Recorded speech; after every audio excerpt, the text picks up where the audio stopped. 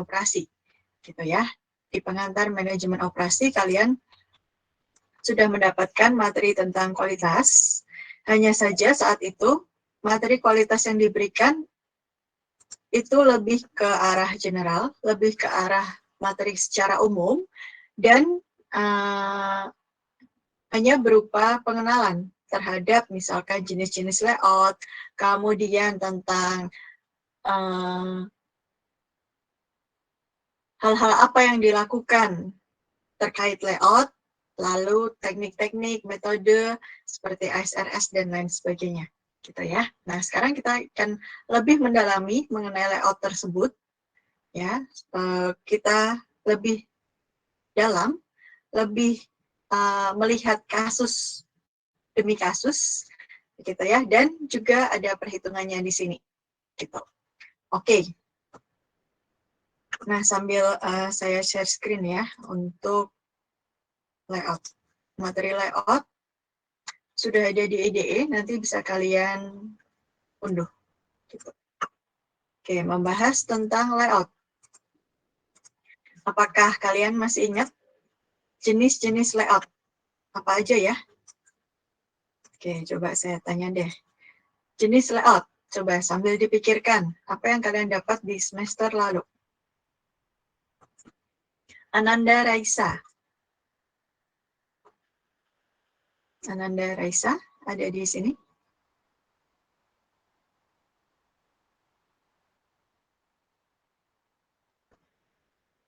Oke, nggak ada. Oke, Antonius Vivaldi.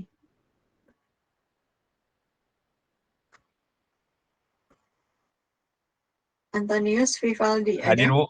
Hadir, oke. Hadir. Oke, sip. Nah, jenis layout yang kamu ingat, yang kamu dapat di PMO kemarin, apa aja?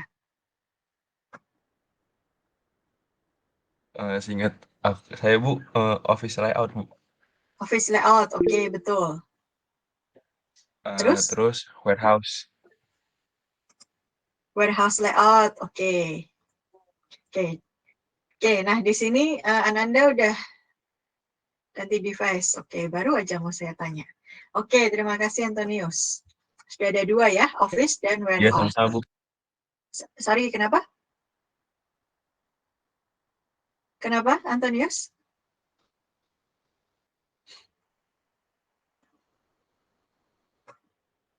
Tadi mau mengatakan sesuatu? Tadi katanya sama-sama, Bu. Gitu. Oh, sama-sama. Oke. Nggak kedengeran, Antonius. Oke ya. Kemudian, Kristabella Reviana. Iya, Bu. Oke. Jenis layout yang lain. Tadi Antonius sudah menyebutkan ada office, ada warehouse. Fixed position. Fixed position, oke. Ada lagi?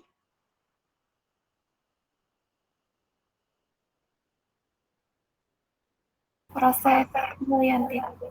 Process oriented layout, oke. Sudah ada 4. Dianira Amirah Lutfia. Ya, Bu. Ya. Tadi teman kamu udah menyebutkan ada office, kemudian ada warehouse, ada fixed position, ada process oriented. Ada lagi nggak yang kamu ingat? Functional layout. Sorry, kenapa? Functional layout. Functional layout kayaknya nggak ada deh. Nggak Uh, masuk ke pembahasan kita kemarin.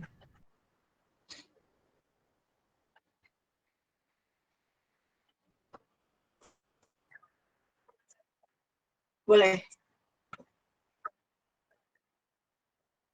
Work cell, oke. Work cell. Ada lagi? Product oriented layout. Oke. Oke ya. Sip. Sudah sebagian besar terjawab. Semester lalu kita membahas 7 jenis layout. Gitu ya. 7, tadi sudah disebutkan 6. Ada office, ada warehouse, kemudian yang belum disebutkan itu retail layout. Lalu ada process oriented layout, ada product oriented layout, ada fixed position, dan ada work cell. gitu. Nah, kita akan sedikit mereview, semoga kalian nggak bosan dan semoga kalian masih ingat ya tentang masing-masing layout tersebut. Meskipun nanti ada beberapa layout yang akan kita bahas lebih dalam. Ya, di antaranya product oriented, work cell, dan juga proses oriented layout. Itu adalah layout yang akan kita bahas lebih dalam. Gitu. Oke. Nah, mengulang kembali bahwa ketika kita menata suatu ruangan, menata suatu bangunan, pasti ada tujuannya. Gitu. Nah, tujuannya apa ketika kita membuat sebuah tata letak, membuat sebuah layout? Pastinya tujuannya adalah supaya tatanan di dalamnya itu bisa sebaik mungkin dari apa? Misalkan pemanfaatan ruang yang tersedia itu bisa maksimal. Atau misalkan memudahkan kita dalam melakukan pekerjaan kita, ya. Atau memudahkan kita dalam mengambil sesuatu, ya, dan lain sebagainya. Itu kalau kita berkaca penataan layout dari misalkan kamar kita sendiri atau rumah kita sendiri. Tetapi ketika kita berangkat ke lebih besar lagi, penataan layout di hampir semua jenis itu berfungsi untuk kita menghasilkan tata letak yang efektif dan efisien, gitu ya. Dari segi apapun gitu, tergantung tujuannya, tergantung lebih spesifik dia jenis layout yang mana. Sehingga layout tersebut bisa mendukung kegiatan usaha, kegiatan bisnis perusahaan, misalkan seperti itu, dan merupakan competitive advantage yang bisa didapatkan oleh perusahaan. Gitu ya, jangan sampai karena layoutnya berantakan, layoutnya itu penataannya tidak dipikirkan terlebih dahulu, pokoknya asal dimasukkan saja, asal-asalan, sehingga nanti menyebabkan orang yang bekerja di dalamnya menjadi buang-buang waktu, buang-buang tenaga, ya hanya karena dia harus jalan ke sana, ke sini, dan lain sebagainya, gitu ya. Sebagian waktu dia dihabiskan hanya untuk berjalan ke sana kemari, gitu. Nah, itu ciri-ciri layout yang kurang baik.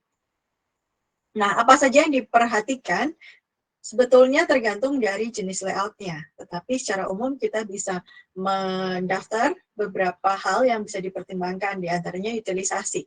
Space yang kita punya tentunya terbatas, sedangkan biasanya dengan space yang terbatas tersebut kita hendak menggunakannya semaksimal mungkin. Bagaimana dengan space yang mungkin kecil bisa kita gunakan untuk misalkan menyimpan barang sebanyak mungkin, atau bisa menghasilkan tata letak yang terkesan lapang meskipun sebetulnya kecil gitu. Bagaimana caranya? Ya. Dan juga misalkan kita bahas tadi ada office layout. Gimana caranya supaya orang-orang yang bekerja di dalamnya itu bisa saling bertukar informasi dengan mudah. Jangan sampai karena layoutnya yang buruk, orang jadi segan untuk bertukar informasi. Orang jadi tidak bisa dengan mudahnya berinteraksi dengan orang lain. Gitu. Ya. Selain tata letak juga nanti ada hubungannya dengan kondisi kerja. Kondisi kerja yang baik, yang aman juga salah satunya dipengaruhi oleh tata letak. Tata letak yang buruk, penempatan peralatan yang seletaknya gitu ya, itu bisa menyebabkan kondisi kerja yang tidak aman. Contohnya, misalkan peletakan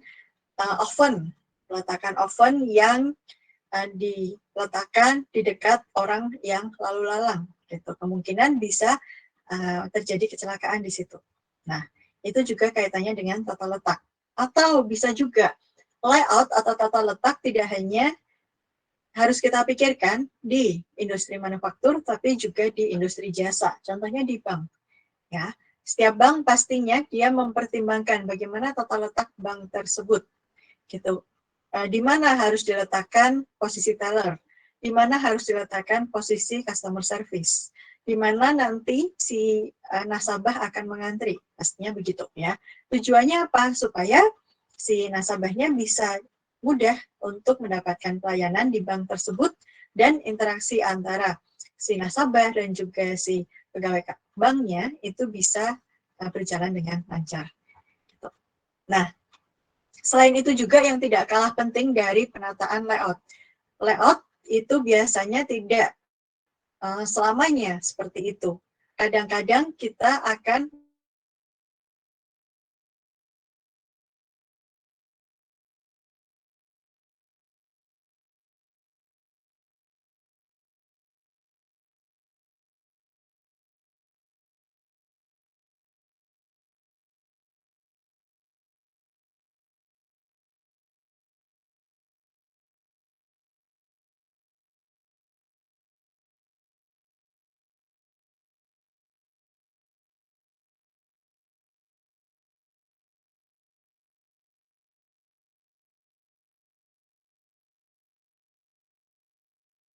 itu juga harus mempertimbangkan segi fleksibilitasnya.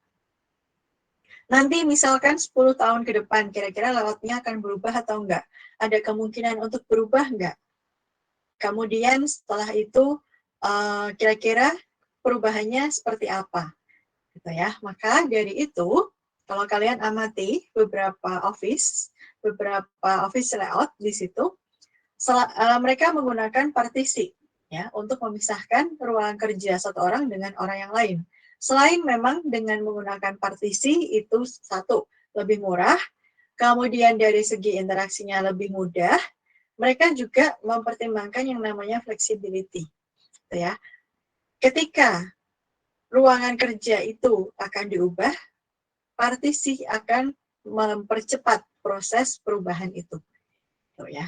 Nah, itulah beberapa hal yang perlu diperhatikan di bagian penataan tata letak. Oke, jenis tata letak yang akan kita bahas di sini juga masih sama, ada 7 jenis, yang masing-masing jenis mempunyai tujuan yang berbeda-beda. Ya. Office layout, kita lebih menekankan pada pertukaran informasi yang mudah dan cepat antara satu orang dengan orang yang lain. Kalau retail layout, beda lagi. Retail layout, contohnya adalah penataan tata letak barang-barang di supermarket. Nah, tujuannya apa? Tujuannya adalah dengan space yang kita punya, kita ingin memperbesar exposure yang diterima oleh konsumen yang datang ke retail tersebut. Itu kenapa? Karena dipercayai bahwa semakin besar exposure konsumen terhadap barang-barang yang dijual, maka peluang dia untuk membeli barang itu semakin besar. Ya, sama kalau kita datang ke supermarket, tadinya sih nggak pengen beli makanan ringan, tapi ketika kita lewat kemudian lihat kok kemasannya menarik ya. Saya belum pernah coba nih yang rasa ini. Gitu. Akhirnya kita ambil, meskipun dalam daftar belanja kita itu nggak ada. Gitu. Itu tentang retail.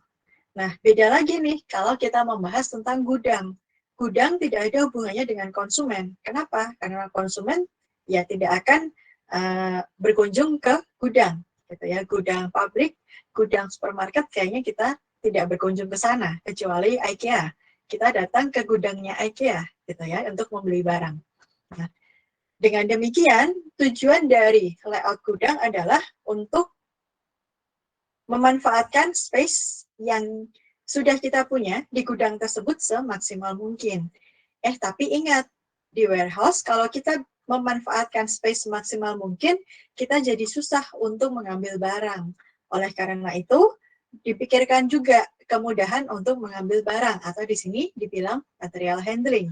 Dengan demikian, warehouse layout punya tujuan yaitu menyeimbangkan antara biaya memaksimalkan space yang kita punya dengan biaya untuk material handling, baik untuk penyimpanan barang maupun untuk pengambilan barang. Gitu. Ya, itu terkait warehouse layout. Kemudian, ada retail, ada warehouse, ada office. Kemudian ada satu lagi, yaitu fixed position. Fixed position itu digunakan untuk pembuatan layout yang bendanya itu bulky, cukup besar, gitu ya. Seperti apa? Seperti misalkan rumah cukup besar ya dan tidak bisa dipindahkan. Lalu misalkan kapal itu ukurannya cukup besar.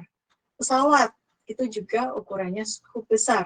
Oleh karena itu, ini memiliki ciri khas tersendiri, yaitu semua orang-orang, teknisi, kemudian material, bahan baku, lalu peralatan, semuanya datang ke lokasi tersebut, lokasi di mana dia dibuat, ya, dan tidak bisa kita buat di tempat yang asal-asalan, harus dengan pertimbangan khusus. Contohnya rumah, oh saya ingin bikin rumah di sini. Kapal harus bikinnya di mana? Pesawat harus dibuat di mana? Gitu ya. Karena untuk memindahkannya itu sangat-sangat sulit. Itu mending ya kita buat di tempat yang nantinya dia akan dioperasikan. Gitu. Kemudian 3 jenis layout yang terakhir yang tentunya akan kita bahas lebih dalam. Yang pertama adalah process oriented layout. Process oriented layout, di mana nanti untuk proses oriented layout kita akan menghasilkan barang-barang dengan variasi yang bermacam-macam, begitu, tetapi dari segi jumlahnya terbatas. Lalu ada juga work cell, di mana untuk work cell layout kita akan memproduksi produk yang ada di dalam family produk yang sama. Ya, dan juga yang terakhir ada product oriented layout, di mana yang dikejar di sini adalah jumlah yang dihasilkan. Jumlah yang dihasilkannya besar, tetapi konsekuensinya adalah dari segi variasi dia tidak terlalu banyak variasi. Gitu. Oke, nah kurang lebih itulah review mengenai 7 jenis layout yang sudah pernah kalian pelajari di PMO. Oke, nah ini bisa kalian baca nanti contoh-contohnya seperti apa.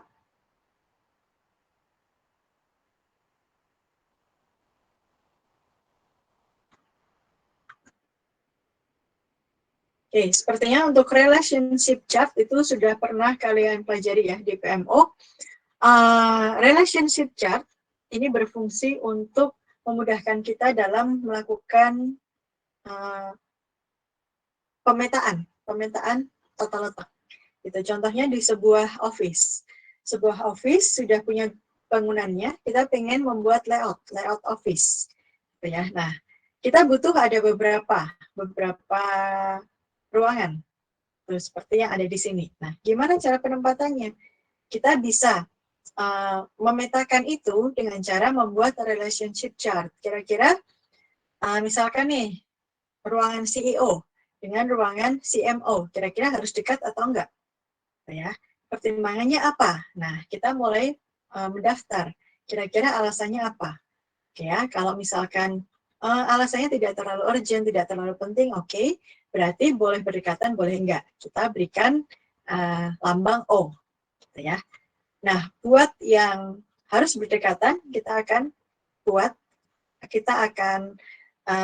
tandai dengan huruf A, yaitu absolutely necessary, artinya harus berdekatan. Gitu ya. Tidak boleh berjauhan. Kenapa?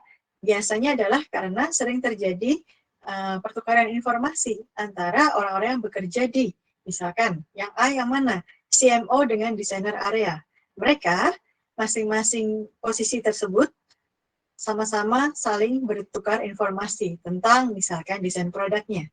Gitu. Makanya mereka harus didekatkan satu sama lain, ya, supaya pertukaran informasinya semakin baik. Ada pula, kalau misalkan ruangan tertentu tidak boleh didekatkan dengan ruangan yang lain. Misalkan di sini sales area dengan central files. Kenapa? Biasanya adalah karena alasan konfidensial. Ada data-data di central files yang tidak boleh diakses oleh orang sales. Ya, maka kedua ruangan tersebut harus diletakkan sejauh mungkin. Harus ditempatkan di layout yang sejauh mungkin.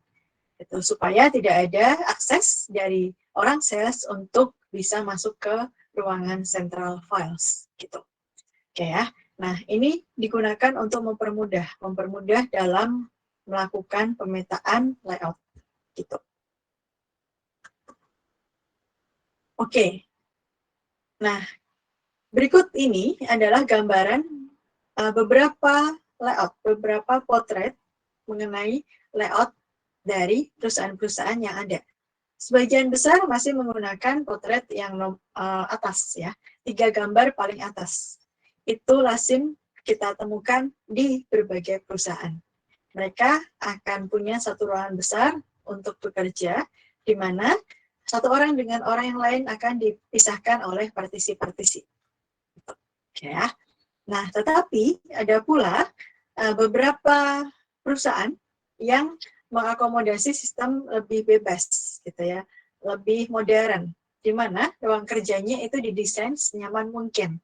Nah, biasanya ini dilakukan oleh perusahaan supaya karyawan yang bekerja di dalamnya itu bisa mengeluarkan ide-ide mereka, ide-ide terbaik untuk perusahaan. Gitu. Jadi ruangan kerjanya ada bisa buat main, mungkin disediakan snack, mereka bisa mengambil sesuka hati. Kemudian ruang kerjanya pun bukan meja kursi, kemudian ada laptop gitu, enggak, tetapi lebih ke nyaman, yaitu pakai sofa dan lain sebagainya. Intinya adalah mereka tetap menuntut bahwa si pekerja harus mencapai target tertentu yang sudah diterapkan, gitu ya, ditetapkan oleh perusahaan. Tapi mereka mendesain tempat kerjanya senyaman mungkin. Oke, nah itulah beberapa kondisi office layout yang diadopsi oleh perusahaan-perusahaan, meskipun jenisnya berbeda ya. Kalau Google sih mungkin lebih ke bawah, jenis office layout yang bawah. Tapi sebagian besar perusahaan yang ada sekarang ini masih menggunakan 3 yang atas, gitu ya, 3 potret yang atas.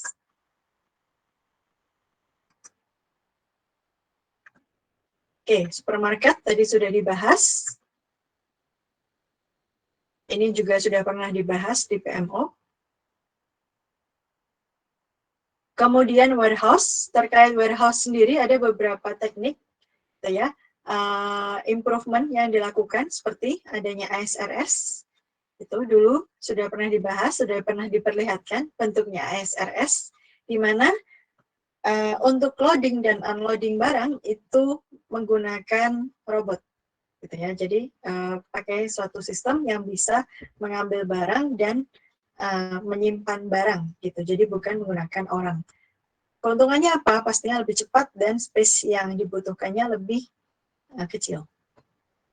Ada pula cross docking, di mana barang yang datang ke gudang itu tidak akan disimpan, tetapi langsung akan dikirimkan ke tempat yang lain. Gitu. Sehingga keuntungannya apa? Memudahkan kita, mempercepat kita dalam melakukan pengiriman barang. Kemudian space yang digunakan untuk gudangnya sendiri juga lebih kecil, karena tidak ada proses penyimpanan di situ, dan tenaga kerja yang dibutuhkan lebih sedikit, ya, karena tidak ada orang yang akan melakukan penyimpanan ke gudang. Pokoknya barang datang langsung dibongkar, lalu dicek, setelah itu dikirimkan ke tempat lain. Oke. Fixed position, ada gambar rumah, ada.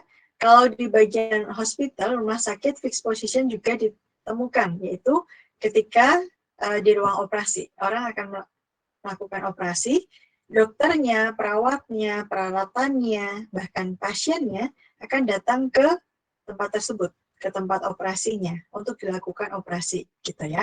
Sehingga ini merupakan contoh fixed position. Nah, selain itu juga ada kapal di sini. Oke, kemudian kita akan masuk ke proses oriented layout. Proses oriented layout. Oke ya, untuk proses oriented layout, ciri-cirinya adalah, mungkin saya perlu tekankan lagi, supaya kalian ingat. Budiman Kukuh. Ada di sini, Budiman Kukuh? Ada, Bu. Oke, untuk proses oriented layout, kalau kita lihat dari segi variasi produk yang dihasilkan, banyak atau sedikit? Banyak. Oke, variasinya banyak. Kalau dari segi jumlah produk yang dihasilkan? Dikit, Bu. Oke, jumlah produk yang dihasilkan sedikit, betul. Oke, nah, kurang lebih proses oriented ciri-cirinya seperti itu. Paling gampang adalah kalian temui di rumah sakit. Ya. Di rumah sakit, orang datang ke sana, pasien datang ke tempat tersebut, itu memiliki tujuan yang berbeda-beda, memiliki penyakit yang berbeda, tujuannya berbeda. Ada orang yang datang ke IGD, okay, ya, karena butuh ditangani segera. Ada orang datang untuk melakukan tes laboratorium, ya dia akan mengarah ke laboratorium. Kemudian ada orang yang datang ke rumah sakit untuk memeriksakan diri ke misalkan ke dokter umum, gitu ya. Ke dokter umum berarti dia akan mengarah ke bagian klinik, begitu, dan seterusnya.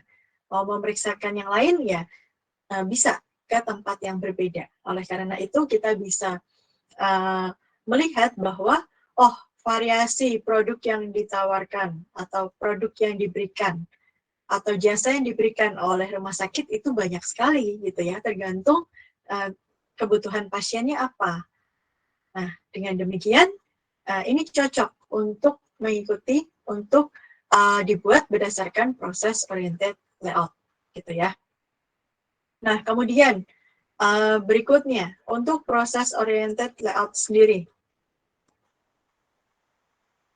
Contohnya seperti ini, ya, seperti yang tadi saya jelaskan bahwa tiap orang itu punya alur yang berbeda-beda, karena kebutuhannya berbeda-beda, penyakitnya beda-beda juga. Ya, sehingga kita harus bisa untuk menata masing-masing ruangan itu yang mengakomodasi semua jenis fasilitas yang kita berikan. Gitu. Oke, ada orang nih yang ke dokter umum, alurnya seperti apa? Kemudian ada orang yang ke IGD, alurnya seperti apa? Ada orang yang ke tempat yang lain, alurnya seperti apa? Dengan harapan bahwa semua fasilitas yang nanti kita berikan tersebut tidak akan menyulitkan si pasien dari segi layout-nya, dari segi tata letaknya, gitu ya. Nah, seperti apa? Seperti apa cara kita untuk mendesain layout? Nah, untuk proses oriented layout, paling tidak di sini harapannya adalah setelah kalian melihat jenis layout ini, kalian bisa untuk menganalisa, mengevaluasi apakah layout yang kalian punya, misalkan ya, bukan menyusun sejak awal, tapi biasanya akan diberikan jenis layout seperti ini, kalian akan bisa mengevaluasi mana yang lebih baik dari kedua layout ini. Sama-sama proses oriented layout, tapi kalian bisa evaluasi. Kira-kira mana yang lebih baik, gitu. Nah, prinsipnya apa? Prinsipnya untuk proses oriented layout adalah kita memiliki goals untuk meminimasi biaya material handling. Nah, gampangnya gimana? Gampangnya adalah kita ingin meminimasi jumlah perpindahan, meminimasi jarak yang ditempuh oleh semua orang. Gitu. Pasien kan bermacam-macam, gitu ya. Kebutuhannya bermacam-macam dan dia akan mengikuti alur sesuai dengan kebutuhannya. Nah, kita ingin meminimasi alur tersebut. Atau kalau di sini kita ingin meminimasi jarak yang ditempuh tiap orang. Ya, supaya apapun kebutuhan si pasien, jarak yang ditempuhnya kurang lebih ya sama, gitu ya. Tidak ada yang terlalu jauh, tidak ada yang terlalu dekat. Kenapa? Karena jarak biasanya akan diasosiasikan dengan apa? Jarak akan diasosiasikan dengan cost, gitu ya.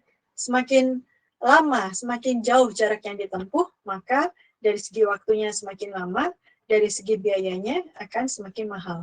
Gitu. Oleh karena itu, kita ingin meminimasi biaya material handling, atau di sini kita akan buat lebih sederhana, yaitu jarak yang ditempuh. Ya. Nah, apa saja elemen penyusun dari cost ini, dari biaya ini, yaitu ada number of loads. Number of loads itu adalah berapa kali perpindahan, dan juga jarak, distance. Distance, jarak perpindahan antara satu tempat ke tempat yang lain. Nah, cara menghitungnya adalah tinggal dikalikan saja berapa kali perpindahan dengan jaraknya. Oke ya, untuk semua perpindahan yang terjadi. Itu. Oke ya, cukup mudah. Nah, kemudian langkah-langkahnya bagaimana supaya kita bisa menghitung jarak tersebut, ya, yang nantinya kita gunakan untuk mengevaluasi apakah tata letak yang satu lebih baik dari tata letak yang lain. Satu, kalian harus punya yang namanya from to matrix. Ya, nanti akan diperlihatkan seperti apa from to matrix. From to matrix itu berisikan informasi mengenai berapa kali perpindahan dari satu tempat ke tempat yang lain. Itu. Kemudian, kalian juga harus tahu jarak antara satu tempat ke tempat yang lain, biasanya juga diberitahukan. Ya, jadi silahkan nanti tinggal dihitung saja. Lalu tentukan jarak. Kalau sudah, bisa dipertimbangkan kira-kira ada kemungkinan untuk improvement nggak? Dibuat supaya layoutnya lebih baik yang menyebabkan jaraknya itu lebih singkat. Gitu. Oke. Nah, contoh dari from to matrix adalah seperti ini. Bacanya mulai dari barisnya terlebih dahulu. Baris ke kolom, baris ke kolom, baris ke kolom. Contoh. Dari assembly ke painting. Assembly ke painting itu 50 kali perpindahan. Itu ya. Dari assembly ke machine shop itu 100 kali perpindahan. Dari assembly ke shipping nggak ada. Tidak ada perpindahan dari assembly ke shipping gitu cara bacanya. Dan seterusnya. Dari receiving ke shipping ada 50 kali perpindahan. Gitu. Ini adalah from to matrix yang memberikan informasi mengenai berapa kali perpindahan dari satu tempat ke tempat yang lain. Lalu, selain itu, kalian juga butuh yang namanya distance, jarak. Ya, informasi mengenai jarak dari satu tempat ke tempat yang lain. Nah, cara mengetahuinya gimana? Biasanya jarak itu diukur dari titik tengah, ya, satu area ke titik tengah area yang lain. Contoh, area 1 ke area 4, cara ngukur jaraknya gimana? Ya, di tengah-tengah area 1 ke di tengah-tengah area 4. Setengahnya area 1 itu 10, setengahnya area 4, 10. Gitu ya. Jadi total dari 1 ke 4 itu 20. 20 apa nih? 20 feet. Gitu. Oke ya, kurang lebih begitu. Ada juga soal yang memberikan informasi lebih lengkap. Nah, contohnya gini. Jarak antara 1 ke 3, 100. 1 ke 2, 50, dan lain sebagainya. Kayak gitu ya. Nah, kalau sudah dihitung, dapatlah cost-nya 570. Nah, setelah dapat cost-nya, kita diminta biasanya untuk memberikan usulan perbaikan. Tadi kan susunannya begini ya. Susunannya begini. Kalau susunannya diubah, bisa menghasilkan cost lebih murah dari 570 enggak? Gitu. Oke ya. Prinsipnya adalah untuk melakukan improvement layout, itu carilah perpindahan yang paling besar. Perpindahan yang paling banyak terjadi antara dua tempat, itu kedua tempatnya harus diletakkan sedekat mungkin. Itu. Kalau misalkan belum diletakkan sedekat mungkin, artinya ya itu memberikan peluang improvement buat kita. Oke ya. Nah, kurang lebih begitu. Nih, misalkan tadinya 1, 2, 3, sekarang ditukar. 2, 1, 3. Nah, setelah itu dihitung. Kira-kira cost-nya lebih kecil nggak? Kalau cost-nya malah lebih besar, berarti ya ini bukan improvement. Kita harus ganti lagi. Mungkin dengan posisi 1, 3, 2, itu akan lebih baik. Lebih baik, gitu ya. Oke, sampai di sini. Apakah ada yang mau ditanyakan dulu sebelum kita akan latihan?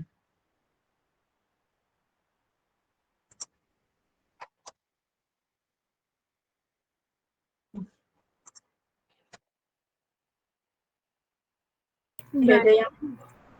Nggak ada? Oke, kalau nggak ada kita latihan, silahkan kamu mengunjungi IDE kamu. Di situ ada soal layout intro. Silahkan kerjakan nomor paling atas. Nomor 1. Kalau di situ berarti 9.11 kalau nggak salah. Karena saya ambil soalnya dari textbook.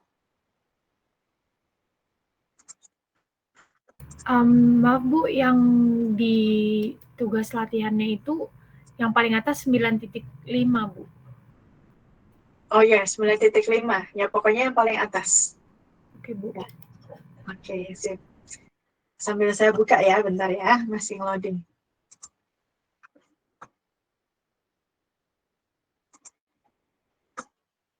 Oke, silahkan dikerjakan. Dikerjakannya berapa ya? 15 menit ya. Sampai jam 2. Nanti jam 2 kita akan bahas. Hmm.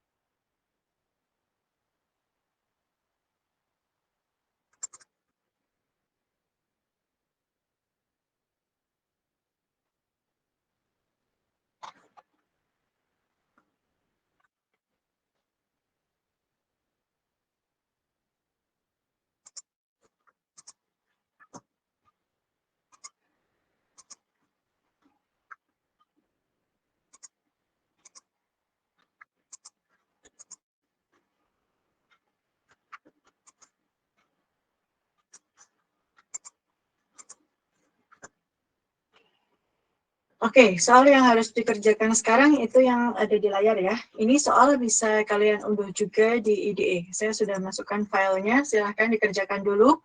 Yang pertama 9.5. Ini adalah terkait proses oriented layout gitu.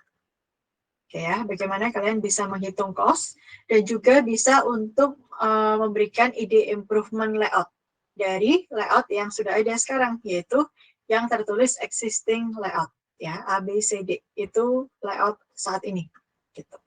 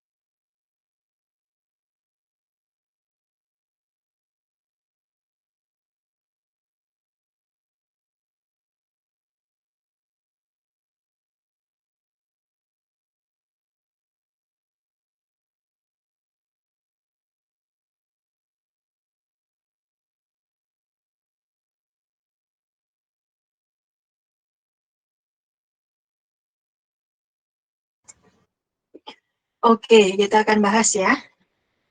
Apakah sudah selesai?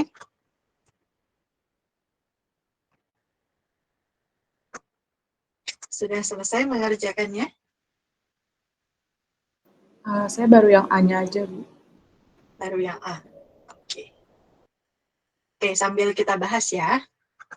Soal ini merupakan salah satu contoh soal untuk proses oriented layout. Kenapa? Karena di sini tujuan kita adalah untuk meminimasi keseluruhan jarak yang ditempuh oleh semua perpindahan. Nah, di sini data yang diberikan itu adalah satu from to matrix, itu berisi tentang jumlah perpindahan dari satu tempat ke tempat yang lain. Di sini kita hanya akan mengurus 4 ruangan, gitu ya, 4 ruangan. Kemudian keempat ruangan tersebut disusun secara seri, gitu ya. Untuk existing layout-nya sudah tertampil di layar. Kemudian jarak antara satu tempat ke tempat lainnya itu juga sudah diberikan, gitu. Nah, what is the load distance or movement cost? Oke, kita akan hitung cost untuk existing layout. Oke, saya akan pindah ke Excel.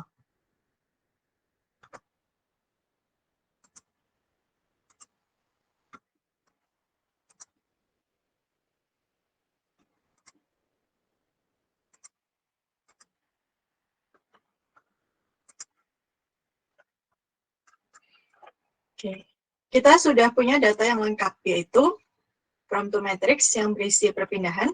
Contohnya adalah dari A ke B itu adalah 450, A ke C 550. Nah, untuk kasus ini, perpindahannya tidak bersifat simetris. Artinya, A ke B dan B ke A itu tidak sama jumlah perpindahannya. Oleh karena itu, bisa dilihat di from to matrix, gitu ya, sesuai dengan apa yang tertulis di from to matrix, di mana A ke B itu 450 kali perpindahan, sedangkan B ke A itu adalah 350 kali perpindahan, tidak simetris, ya. Oke, nah kita akan list perpindahannya dari mana saja. Nah, silahkan lihat di tabel kanan, saya sudah list. Perpindahan terjadi dari A ke B, A ke C, A ke D, kemudian B ke A, B ke C, B ke D, dan dari C ke D. Kalau tidak ada perpindahan, saya tidak akan tulis karena 0 dikalikan sesuatu pasti hasilnya 0. Gitu ya. Oke. Nah, saya akan tuliskan nih, lotnya berapa. Dari sini ya, sudah ya. Dari A ke B sampai C ke D. Kemudian, saya akan hitung jaraknya. Jaraknya lihat dari yang ini, dari yang bawah. Gitu.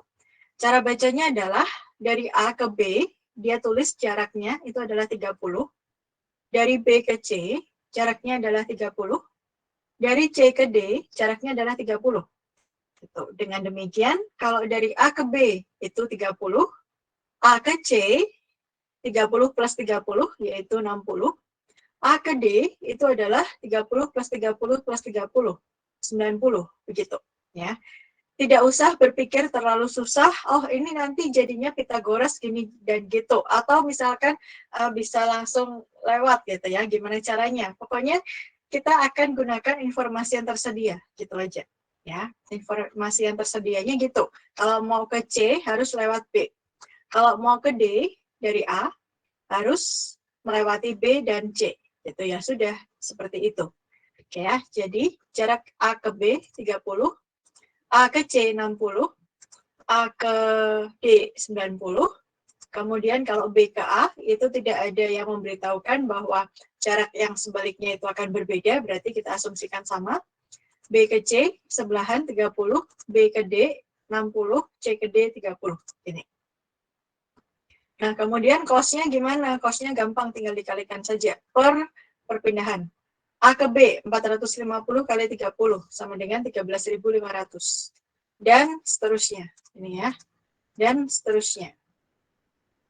Oke, totalnya yaitu tinggal dijumlahkan semuanya ini. 90.000. Oke. Sampai di sini ada yang mau ditanyakan dulu? Kita sudah menyelesaikan pertanyaan bagian A. Cukup jelas? Ada yang mau ditanyakan? Cukup jelas, Bu. Cukup jelas ya, oke. Nah, berikutnya nih, improvement. Ada yang sudah selesai nggak? Ada yang sudah mendapatkan? Kalau saya improvement layoutnya seperti ini, ada? Saya udah, Bu. Oke, gimana? Saya BACD, Bu. BACD, kenapa? Kosnya jadi 78.000 kosnya. Iya. Pertama kali menentukan BACD itu coba-coba atau enggak, kamu Bu. punya pertimbangan? Ngelihat yang sektor mana yang kosnya paling tinggi. Kan di sini yang AC tuh, Bu. Aceh, kosnya paling tinggi, oke. Jadi saya coba ngerubah dari situnya dulu, Bu. Oke. Kenapa kamu mengubah jaraknya di situ? Karena kan itu dia si C itu kan dia lotnya paling rada gede ya, Bu, di bagian di A ke C itu kan lotnya lumayan besar. Terus dia jaraknya kalau pakai template yang biasa kan 60. Nah, jadi kalau saya pindahin A sama B-nya jadi dia A-nya itu di tengah-tengah. Soalnya saya lihat A itu paling banyak berhubungan sama semuanya, Bu. Oke. Oke, ya. Saya butuh alasannya kenapa kamu mengubah-ubah. Karena kalau coba-coba kan terlalu banyak ya kemungkinan yang dicoba gitu. Nah, mungkin dari yang apa tadi Samuel sampaikan, betul ya. Saya akan ringkaskan, saya bikin step by step gitu supaya kalian semua bisa nanti ketika dapat soal lagi bisa mengikuti step by step itu. Nah, cara untuk bikin improvement, pertama kali yang harus dilihat adalah load. Oke ya, loadnya. Loadnya dilihat. Kemudian, setelah dilihat, tentukan mana load yang paling besar. Load yang paling besar ini adalah C ke D. Oke ya, 750. Nah, prinsipnya adalah untuk load yang paling besar, jaraknya itu harus paling kecil. Jarak paling kecil yang mungkin itu hanya 30. Ya, kalau jaraknya 0 nggak mungkin. Ya, dengan demikian, 750 ini jaraknya sudah 30 dari C ke D, udah bersebelahan. Berarti ini sudah oke, ya. Sudah oke, kita akan kunci. C ke D ini sudah sepakat gitu ya, sudah bagus. Kemudian berikutnya, terbesar kedua. Ada nggak terbesar kedua? Oh ada, A ke C. Ini tadi disampaikan oleh Samuel nih. A ke C, ya, lotnya terbesar kedua. Lalu kita lihat jaraknya. Oh dia jaraknya masih bisa dipersingkat nih, diperpendek masih bisa. Dengan cara dibikin jadi 30. Nah, cara bikin jadi 30-nya gimana? Yaitu entah kita memindahkan si A, entah kita memindahkan si B gitu ya, sehingga A ke C itu harus bersebelahan. Nah, ketika kita memindahkan si A, oke, si A kayaknya lebih bagus. Kenapa? Karena si C udah nggak bisa pindah. Si C kan tadi udah kita kunci ya. C ke D itu harus bersebelahan. Dengan demikian kita harus pindahkan si A. Maka improvement layout-nya jadi seperti ini. Nah, improvement layout jadinya BACD. Gitu dari tadi ya. Karena si load perpindahan dari A ke C itu terbesar kedua. Gitu. Di mana yang terbesar pertamanya C ke D itu dia sudah memiliki jarak yang paling pendek. Sudah tidak bisa di otak-atik lagi gitu. Nah, kemudian kita akan pastikan buktinya benar nggak sih dari total cost-nya paling kecil, harusnya sih paling kecil gitu ya. Tetapi kita akan buktikan dengan perhitungan. Kenapa? Karena ketika A berubah ke sini, jarak B ke C-nya itu nanti akan bertambah. Ya, kelihatan ya. Tadi B ke C kan 30 ya jaraknya ya. Nih. Nanti ketika B-nya diubah ke ujung, maka jaraknya akan beda. Maka kita akan lihat. Oke. Ini adalah perhitungan cost untuk improvement layout. Artinya untuk yang ini, BACD ya. Untuk susunan baru. Oke, kurang lebih begini. Ya, yang saya berikan tanda merah, warna merah itu artinya ada perubahan distance. Entah bertambah, entah berkurang, gitu ya. Kalau A ke C pastinya berkurang. A ke D itu juga berkurang. B ke C nambah. B ke D nambah. Gitu. Ya, tetapi secara total hostnya itu menjadi lebih kecil. Di sini 78.000, yang asal existingnya itu 90.000. Gitu. Oke, sampai sini. Apakah ada yang mau ditanyakan dulu?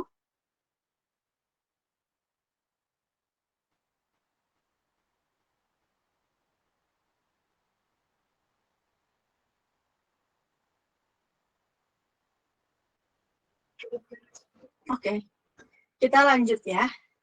Kita sudah mempelajari lebih dalam mengenai proses oriented layout. Sekarang kita lanjutkan ke work cell.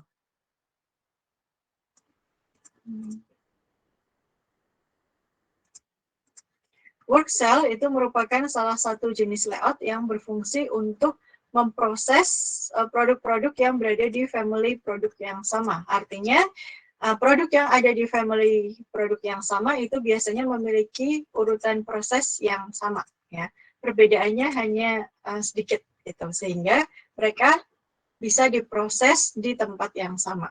Ya, contoh yang paling gampang adalah biasanya menerapkan work cell layout itu adalah perusahaan-perusahaan besar yang mempunyai jumlah produk yang sangat bervariasi. Contohnya kita ambil misalkan Unilever.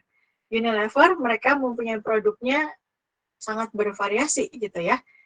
Mulai dari makanan, ada es krim, kemudian ada apalagi bumbu masak, sampai ada Pepsodent gitu ya, pasta gigi, kemudian ada sabun mandi, dan mungkin ada produk-produk lain gitu.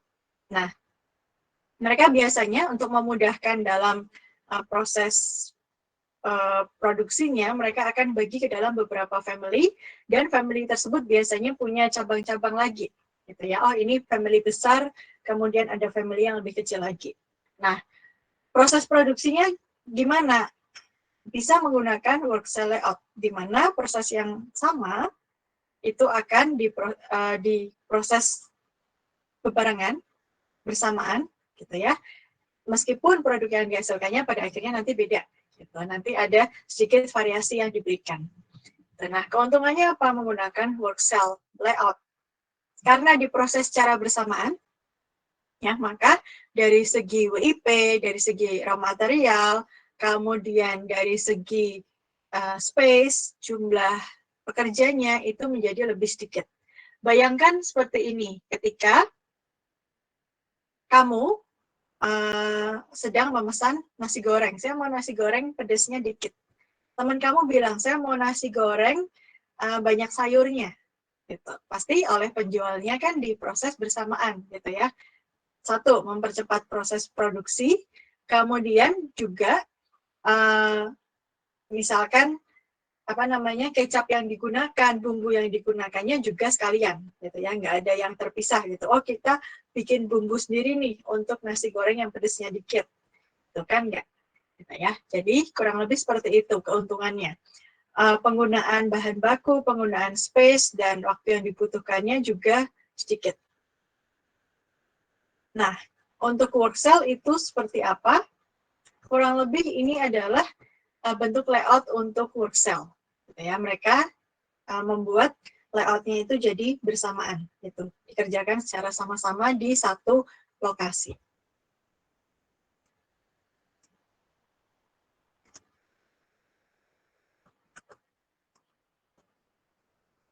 Nah, kemudian di work cell sendiri bagaimana cara kita bisa menentukan berapa jumlah pekerja yang dibutuhkan. Karena ini kan sekarang bergabung ya. Beberapa proses yang tadinya dilakukan sendiri-sendiri, kemudian dilihat, oh proses ini kok kayaknya bisa digabung nih, karena langkah-langkahnya sama. Gitu ya. Kita gabung, kemudian kita akan menentukan kira-kira sumber daya yang kita butuhkan berapa, jumlah pekerja yang kita butuhkan berapa. Gitu. Nah, di sini ada beberapa langkah yang bisa dilakukan. Yang pertama adalah kita akan tentukan dulu takt time. Mungkin takt time ini istilah baru buat kalian. Takt time nanti dengan kita coba masuk ke soal, kita akan membuat satu definisi takt time itu apa. Intinya di sini takt time itu disebut sebagai pace, kecepatan untuk produksi. Ya, penjelasan resminya. Nah, nanti kita akan mencoba untuk mendefinisikan sendiri takt time itu apa. Takt time didapat dari berapa total waktu yang tersedia dibagi jumlah unit yang kita harus produksi. Ya, misalkan nih, kita diminta, oh dalam 1 jam ke depan harus ada 10 tugas yang selesai. Gitu ya. Dalam 1 jam ke depan harus ada, jangan 10 tugas deh, 10 soal. Ya. Dalam 1 jam ke depan ada 10 soal yang harus selesai. Itu berarti biasanya kita hitung, oh dengan demikian secara rata-rata 1 soal harus dikerjakan dalam berapa lama? 60 menit bagi 10, 6 menit. Gitu. Nah, kurang lebih itu takt time. Takt time yang dilakukan di pabrik ya, proses produksi. Gitu. Kemudian kalau kita sudah tahu takt time, maka kita bisa tentukan berapa jumlah pekerja yang dibutuhkan, yaitu total operation time untuk membuat satu buah produk dibagi takt time-nya, gitu ya. Nah, kita akan pakai contoh. Sebuah perusahaan, dia merupakan suppliernya dari Honda, dia bertugas untuk membuat kaca spion. Nah, si Honda meminta agar setiap harinya dikirimkan ke dia sebanyak 600 kaca spion, 600 buah. Gitu. Nah, kemudian kaca spion tersebut diproduksi di sebuah work cell layout dan juga setiap harinya hanya terdapat 8 jam kerja. Ya, setiap harinya hanya terdapat 8 jam kerja dan Honda meminta agar setiap harinya juga diproduksi 600 unit. Gitu. Nah, kita akan lihat proses produksi untuk membuat si mirrors ini. Ada 5 tahapan proses produksi, bisa dilihat di sini ya tahapannya.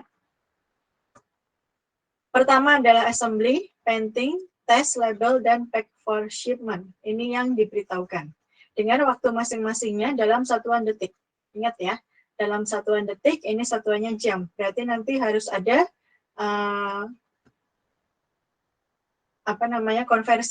konversi waktu. Gitu. Assembly 50 detik, painting 45 detik, test 10 detik, labeling 20 detik, dan pack for shipment itu 15 detik. Totalnya adalah 30, 80, 80 tambah 50, 130, 140. Benar nggak? Oke, 140 detik. Itu yang waktu yang digunakan untuk memproduksi satu buah mirror. Ya. Setiap harinya kita punya 8 jam, dan setiap harinya pula Honda meminta untuk memproduksi 600 mirrors. Gitu. Nah, kita akan tentukan takt time. Total operation time itu adalah berapa lama untuk memproduksi satu mirrors. Ditambahkan semua, yaitu 140 detik. Kemudian kita hitung, takt time adalah berapa waktu yang tersedia dibagi dengan jumlah unit yang akan kita produksi. Oke ya. Nah, kita konversi dulu ke dalam menit boleh, ke dalam detik boleh. Dihasilkan takt time-nya adalah 48 detik. Artinya apa? Artinya sama seperti tadi saya memberikan ilustrasi bahwa dalam 1 jam kalian harus bisa menyelesaikan 10 soal. Ya, berarti satu soal dikerjakan dalam waktu 6 menit. Ya, setiap 6 menit kamu harus selesai satu soal, satu soal, satu soal. Dengan demikian dalam 1 jam kalian bisa menghasilkan 10 soal. Sudah selesai dikerjakan. Gitu. Sama seperti produksi mirrors ini. Dalam 8 jam harus bisa dihasilkan 600 unit. Dengan demikian, setiap 48 detik harus dihasilkan satu mirrors baru. Ya. 48 detik pertama muncul satu mirrors. 48 detik kedua muncul mirrors yang kedua. 48 detik ketiga muncul mirrors yang ketiga, dan seterusnya sampai 8 jam. Dengan demikian, kita bisa pastikan bahwa dalam 8 jam itu akan dihasilkan 600 unit. Jika setiap 48 detik muncul satu mirrors baru. Ya, itu yang dinamakan takt time. Dengan demikian, takt time itu adalah jarak antara satu produk dengan produk berikutnya. Gitu ya. Nah, kurang lebih begitu. Kemudian, kita bisa hitung juga berapa jumlah kerja yang dibutuhkan. Jumlah pekerja yang dibutuhkan yaitu berapa total operation time dibagi takt time. 140 dibagi 48, hasilnya 2,92. Pembulatan kemana? Pembulatan selalu ke atas. Ya. Kenapa dibulatkan? Karena ini adalah workers, satuannya pasti bulat. Gitu. Pembulatannya ke atas supaya kita pastikan bahwa 600 unit ini bisa kita produksi. Kalau kita bulatkan ke bawah, bisa jadi tidak mencapai 600 unit. Gitu ya, kurang dikit bisa. Kalau kita bulatkan ke atas, kita pastikan bahwa pasti tercapai 600 unit. Gitu. Nah, kalau 3 operator berarti berapa? Berarti 48 detik lagi, dia lebih cepat. Ya, 46,67 detik. Itu akan keluar satu mirrors baru. Oke, sampai sini. Perhitungan takt time dan jumlah pekerja yang dibutuhkan. Apakah ada pertanyaan? Bu, saya mau nanya, Bu. Ya. Itu kan waktu yang dibutuhkan assemble-nya 50 detik, Bu. Sementara rata-ratanya ini kan dia 46,67. Itu ada artinya nggak, Bu? Ini ya. Iya, Bu. 50 detik, oke. Kemudian, Sementara waktu rata-rata tiap work cell itu ngeproduksi kan 46,67 detik. mm, Itu berarti nggak bagus dong, Bu, atau gimana? Saya masih belum dapat itunya. ya, berarti nanti ya, ini nyambung ke soal yang akan saya berikan. Dijawabnya nanti boleh ya? Oh iya, Bu, nggak apa-apa, Bu. Thank you, Bu. Ya, dijawabnya nanti ya, karena ini persis nanti nyambung sama soal yang akan kita berikan. Oke, pertanyaan lain dulu ada?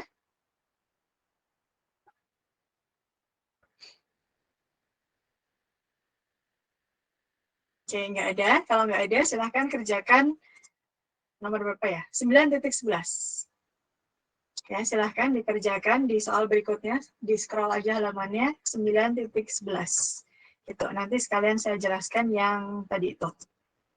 Yang ditanyakan oleh Samuel. Gitu ya. 10 menit. 2, 3, 3 kita akan bahas.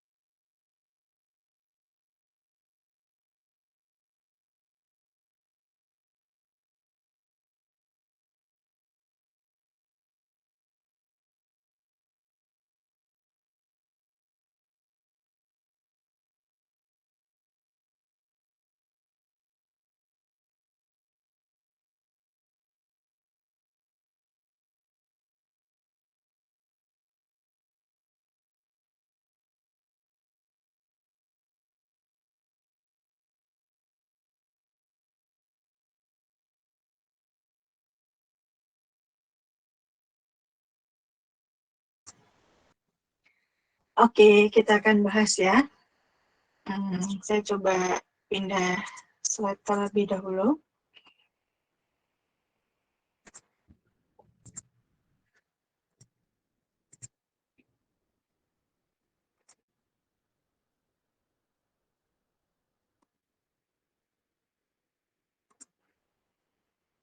Oke, nah di sini ada sebuah perusahaan, kasusnya mirip seperti yang tadi, pembuatan mirrors. Diinginkan bahwa unit yang dihasilkan itu adalah 250 dengan workdays setiap harinya itu adalah 420 menit. Kemudian kita pengen tahu berapa takt time, ya. Kita akan hitung dulu berapa total operation time. Di sini dijumlahkan semua 8 menit atau 480 detik.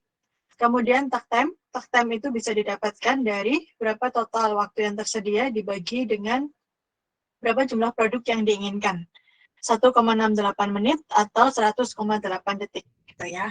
Nah, jumlah pekerjanya dihitung dengan cara berapa total operation time dibagi dengan takt time. 4,76 dibulatkan menjadi 5 pekerja. Gitu.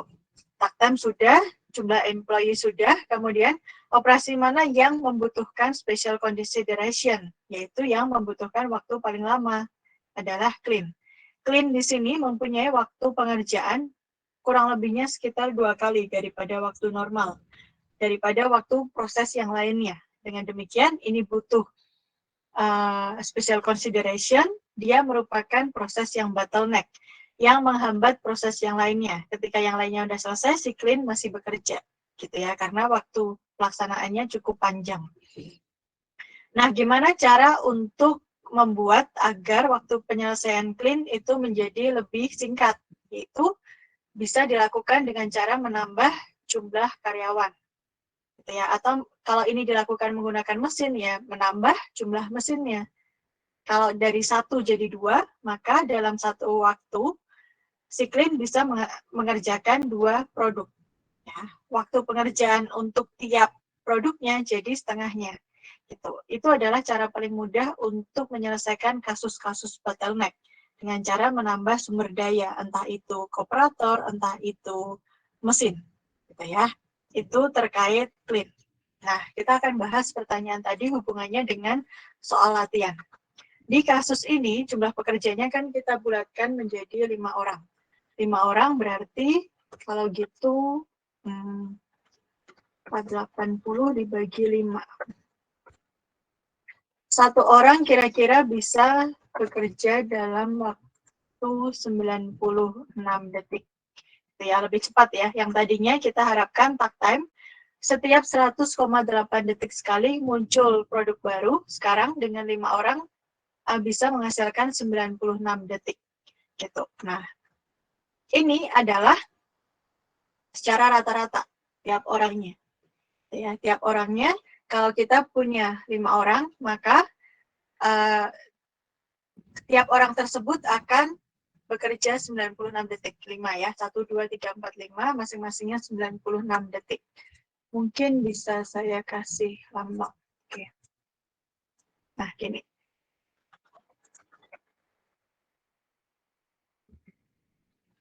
Ada 5 orang, masing-masing akan bekerja 96. Ini waktu maksimalnya. Bisa kurang dari 96 detik nggak setiap orangnya? Bisa banget. Gitu ya, bisa sekali. Maksimalnya 96. Dengan demikian, kalau semua orang diberikan limit waktu, silahkan bekerja 96 detik maksimal, maka kita bisa jamin setiap 96 detik sekali akan ada satu produk yang dihasilkan. Gitu ya, dengan kita kasih batas limitnya 96 detik. Nah, tetapi di sini kadang-kadang ada yang tidak sesuai.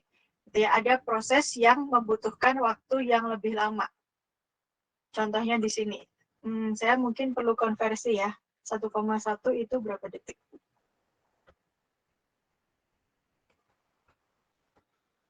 enam puluh enam. Kemudian, ya, saya tulis saja share 66 and 66 Well, 1,7 kali 60. 102.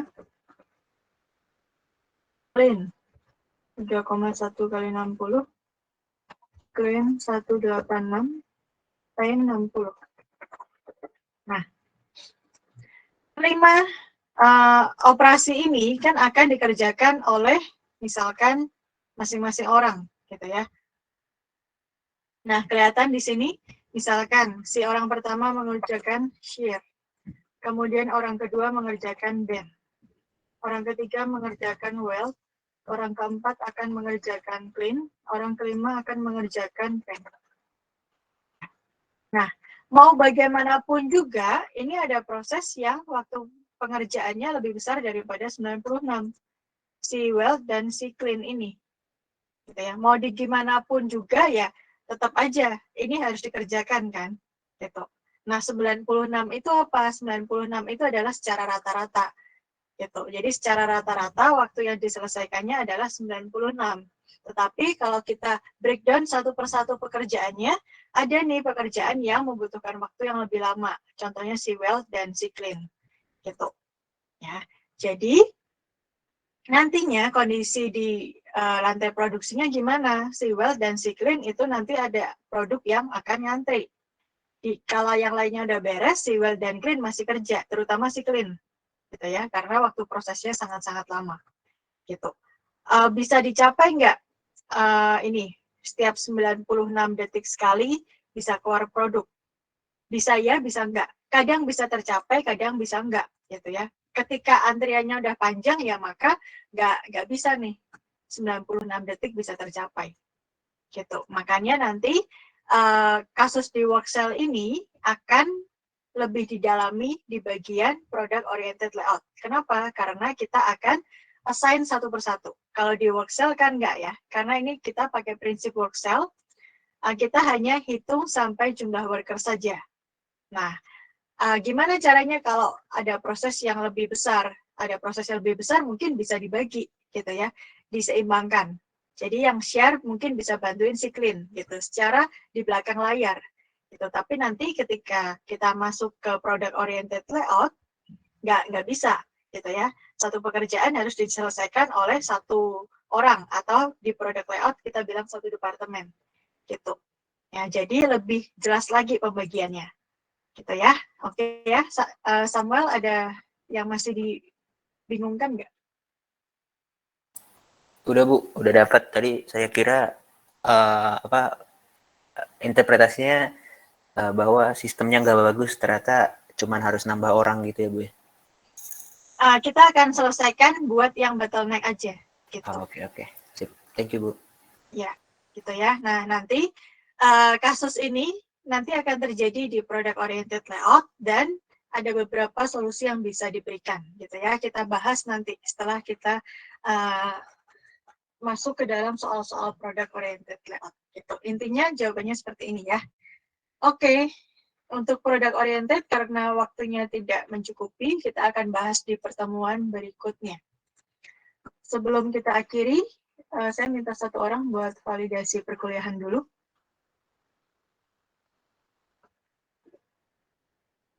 Saya boleh Bu. Oke, bentar ya.